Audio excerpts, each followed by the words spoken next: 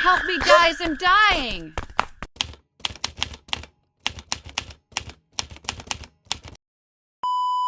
My name is Isabella Mendez. I'm 29 years old, a nature photographer from Costa Rica. My entire life has revolved around capturing the beauty of the wild, documenting rare species, untamed landscapes, and the raw essence of nature. I've spent years in the field, trekking through rainforests, waiting for the perfect shot, learning the rhythm of the wilderness. I always thought I understood it. I always thought I was careful. But that day in the Amazon proved me wrong. I was tracking a jaguar through the dense undergrowth, hoping to capture a rare twilight shot of the elusive predator. It was early evening, the light was fading, and I was alone, far away from my team, something I should never have done. I had spent hours in that jungle before, stepping over roots, adjusting my lens, blending into the environment. But this time, I wasn't careful enough. I took one step too far. A sharp, searing pain exploded in my ankle. A deep, burning puncture. I looked down and saw it. A fer-de-lance viper, recoiling into the leaves, its fangs dripping with venom. My body turned cold. My mind screamed. I knew what was coming. Within minutes, my leg was on fire. The pain wasn't just in the bite. It spread like a wildfire, creeping up my calf, into my thigh. My heart pounded. My hands trembled. I reached for my radio to call for help, but my fingers felt numb. My vision blurred. I tried to move, but my legs gave out. I collapsed onto the damp jungle floor, gasping for air. The dizziness became unbearable. My breath came in short, desperate bursts. I felt my heart racing, then slowing, then racing again. Time became strange. I don't remember hearing my team's voices when they finally found me. I don't remember feeling them lift me onto the stretcher. I only remember the cold creeping into my chest. By the time we reached the hospital, I was gone. I later learned that my heart stopped for 6 minutes. They used defibrillators, chest compressions, adrenaline, everything. But for those 6 minutes, I was dead. And in those 6 minutes, something happened that no science can explain. Before we begin, take a moment to like this video. Tell us where you're watching from, subscribe, and share this with someone who needs to hear it. This is more than just a story. It's a warning, a first-hand account of what happens when life ends, but the soul continues. What you're about to hear is real, and it might be the most important thing you listen to today. Stay with us, because if you don't, ask yourself why. Is it discomfort, doubt, or something pulling you away from the truth? Now let's begin.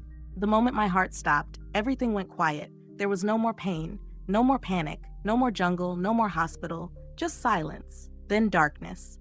But not an empty, peaceful darkness. It was heavy, suffocating. It wasn't nothingness, it was something alive. I tried to move, but I had no body. I tried to speak, but there was no voice. I was just there, suspended in this vast, crushing emptiness. And then I saw them. Shapes moving in the dark, shadows twisting and watching. They didn't have faces, but I could feel them staring. Studying me, I knew what they were. I don't know how, but I did. Familiar spirits. They whispered, but I didn't hear words. I felt them. Accusations, lies, memories I had buried long ago were suddenly in front of me. My sins, my failures, my hidden thoughts. It was like they knew everything about me. Things I had never spoken aloud. Things I had convinced myself didn't matter. And they laughed. I wanted to run, but there was nowhere to go. I wanted to cry out, but there was no sound. Then, light. A single point in the distance cutting through the blackness. It wasn't like the spirits. It didn't whisper, didn't accuse. It simply was, and it was coming closer. As the light grew, the shadows shrank back. I could feel their rage, their desperation. They hated it, they feared it. And then I saw him. I had never seen his face before, yet I knew him. Jesus. The light was coming from him, not around him. From him. It wasn't just light, it was life. It filled everything. It wrapped around me, covered me, broke through the darkness. And when he looked at me for the first time, I felt something the shadows couldn't take away. I felt known. He didn't speak with words, but I understood him. I saw my life through his eyes. Not just the good, but the brokenness, the compromises, the way I had justified sin. The familiar spirits hadn't lied about my past. They had used it, twisted it, clung to it like chains. And I realized something. They had been there all along, watching, whispering, guiding my thoughts, my habits, my desires, influencing me in ways I never recognized. Jesus showed me the truth, how these familiar spirits attack the chosen ones. The spirits didn't just attack through temptation, they attached. They made themselves feel familiar, harmless. They made you believe they are part of you, that your sinful desires, your addictions, your bitterness, that it's just who you are. And that's the lie. You see, the brain is designed to protect itself. It filters what we see, what we hear, what we think, always working to keep us from breaking, to keep us from knowing too much. But when I died, that filter was gone, and I saw everything. I wasn't dreaming. I wasn't hallucinating. I was there. And Jesus was with me. But he didn't speak right away. He just let me see. The spirits were already familiar. Not because I had met them before, but because they had been close my entire life. They didn't come as strangers. They had always been there, watching, waiting, working, not with chains, not with force. They didn't need those things. They used what was already inside me, a voice that sounded like my own, whispering doubts, a feeling that seemed natural, pulling me into anger, into fear, into sin, thoughts that felt normal, pushing me to justify what I knew was wrong. And that was the trick. They never shouted, they never pushed too hard, they just nudged. Just enough to make me believe every lie was my own idea. I saw the patterns, how they assigned themselves to people, how they studied weaknesses, how they waited for the perfect moment to plant a thought. And once that thought took root, they didn't need to do anything else. A small doubt left unchecked became unbelief. A small anger left to grow became hatred. They didn't create sin, they just gave it space to spread. And they were patient. They didn't care if it took years, as long as in the end I chose them. Jesus let me see all of it, how they worked, how they owned so many without ever revealing themselves. And then he spoke. They have no power unless you give it to them. It wasn't a riddle. It wasn't poetic. It was fact. They couldn't force anyone to sin. They could only make it easy. And they had done it to me. My whole life, I thought I had been fighting my own thoughts, my own emotions, my own weaknesses. I thought I had been failing on my own. But I wasn't alone. I had never been alone. They had been there, whispering, and I had listened. Loss is usually obvious. A stolen wallet, a missing key, a broken window. You see what's been taken, you feel the gap it leaves behind. But Jesus showed me the kind of theft that leaves no trace. Familiar spirits don't steal the way we expect. They don't break in. They don't snatch things from our hands. They take what we don't even realize is missing. They take time. A single moment wasted in fear, a single opportunity lost to doubt. They don't need to stop a person's destiny completely. They just need to delay it. A hesitation here, a distraction there, a slow drift away from purpose until years are gone, and no one knows how it happened.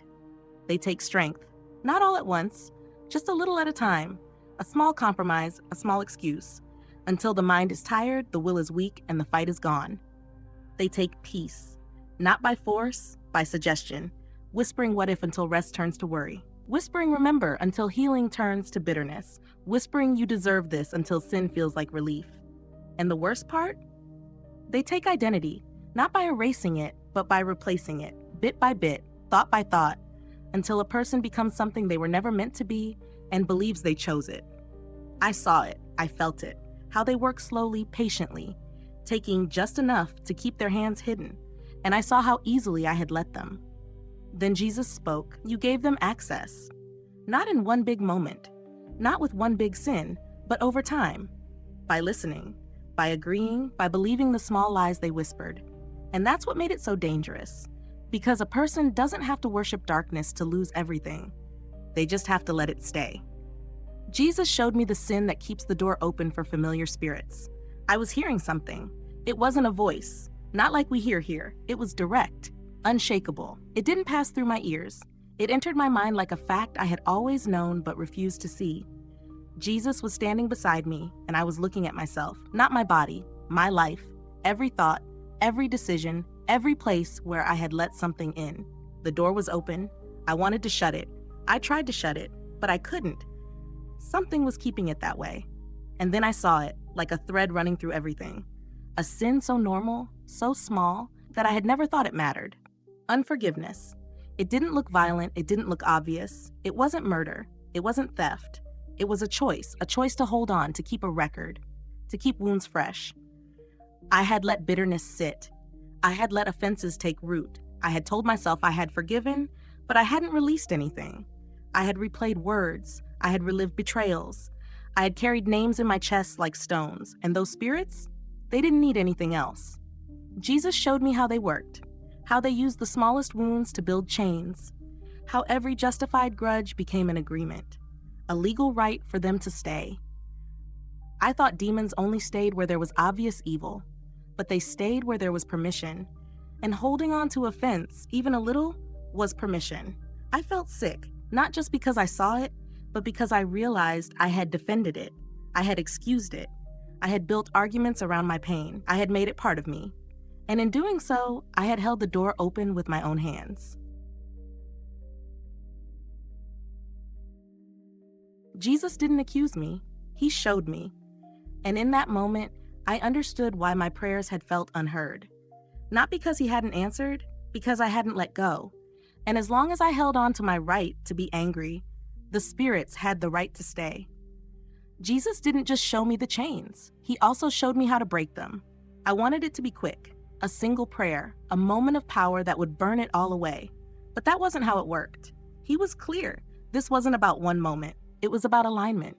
A realignment of my mind, my actions, my words. There were instructions, not suggestions, instructions. First, renounce the agreements. I had to say it, out loud. I had to cancel every silent permission I had given, every place where I had nursed resentment, every sin I had justified. He told me that familiar spirits don't leave just because we want them to. They leave when the legal ground is gone. It felt strange at first, speaking words against something I had lived with for years, but I obeyed, and as I spoke, I could feel it, like something uncoiling. Then, completely. Not halfway, not politely, not the kind of forgiveness that still holds on to the pain. Jesus showed me, partial forgiveness is not forgiveness. It's a trap. It's a locked door. I had to let go fully. I had to release those I had been holding captive in my mind. The hardest part? Forgiving myself. I had given the enemy a place to stand, and I hated myself for it. But he didn't allow me to stay there. He said, I have forgiven you. Now agree with me. Next, cut off their access. Jesus showed me how spirits work through habits, through daily choices. They whisper, they wait, they feed off repeated cycles. If I went back to the same patterns, they would return stronger. What I watched, what I spoke, what I entertained in my thoughts, every single thing had to be guarded. He told me, nothing is small in the spirit realm. And last, fill the space. Evil doesn't leave an empty space alone. When one thing goes, something else takes its place. If I removed the darkness but didn't replace it, it would return, worse than before.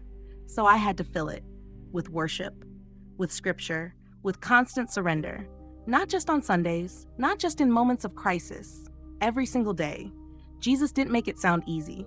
He didn't make it sound optional. He made it clear freedom was a decision, and I had to choose it every day. I was dead, not unconscious, not dreaming, dead. And in that state, where time didn't exist, where my thoughts were stripped bare, I saw all these truths. The kind that doesn't shift based on feelings, the kind that doesn't bend to opinions. It was terrifying, because I had assumed I was fine. I had assumed I had time. But when you stand in that place, there is no arguing, no justifying, no pretending you didn't know. Some of you think this is distant, something that happens to other people, not to you. But that's exactly how I thought, until it happened, until I was there, and now I can't stay silent. Jesus let me come back, not because I deserved it, not because I was special, but because he is still reaching for people. Maybe for you. I know how the mind works. You push this off. You tell yourself you'll think about it later, but I'm telling you, there isn't later. There is only now. And what you choose in this moment matters. You are either bound or you are free. There is no middle ground. The spirits that have attached themselves to you won't leave on their own. They need permission. You have to break the agreements. You have to let go of the sin you think you have under control. Because I saw it. Sin is not passive. It is a door. And if you don't shut it, something will step through. I was given mercy, but I was also given a warning. This is your warning, and you cannot ignore it. If I had died that day, fully permanently, there would have been no second chance. No way to come back and warn you. No way to plead with you to stop ignoring the weight of this. You don't know how much time you have. None of us do. But I can tell you this. When you cross that line, everything you thought mattered falls away. The excuses, the distractions, the arguments in your head, it all collapses under the weight of one question. Were you truly free, or were you bound? You still have time to answer that question, but not forever. I can still remember the silence. When my body was gone, when my voice didn't exist, there was nothing but awareness.